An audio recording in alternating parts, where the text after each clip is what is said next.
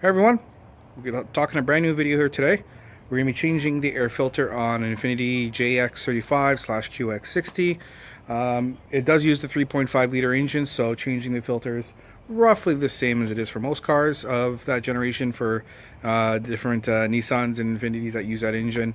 As always, don't forget to like, comment, and subscribe. And if you dislike, don't forget to comment why, just so I know I can make the video a little bit better. On that though, let's get right to it, shall we? Now, considering the ever-growing complexity of cars and engines and everything like that, and changing things that used to be really easy, really hard, this car is actually surprisingly easy to do.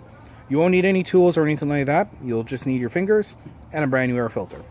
So in order to get to it here, it's just as simple as locating your filter box, which is right here. And you'll see there's a couple clips. One here, and there's one hidden right behind here.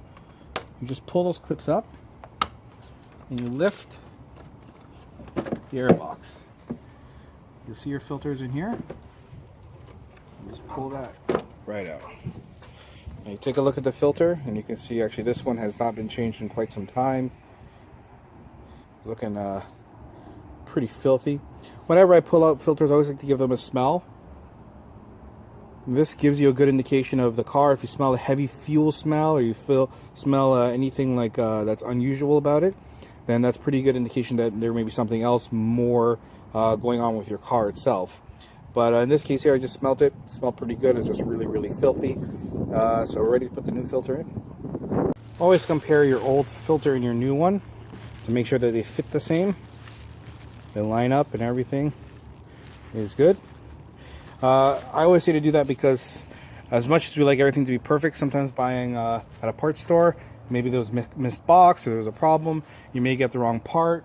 That does happen. I've seen it happen. I worked at a parts store. It does happen. So make sure you always compare before you go any further. So putting it in is just as easy. Now, it does go like this, where you can see it has like a bit of a lip. That lip is what sits inside the air box. So again, you just lift and pull this right up. Drop your filter in. Make sure it fits snug and secure, and it's covering all the corners. Now when you drop this in here, there's a couple clips in the back, here and here. You want to make sure when you drop it, you're sliding this in and dropping this over. You'll know because when you lock this and you lock this, grab the back and lift. That should not come off. That's how you'll know that everything is secured. If you drop it, put everything together, and then you pull it and it lifts up, then you didn't get both sides, this side and this side here, you didn't get them both in.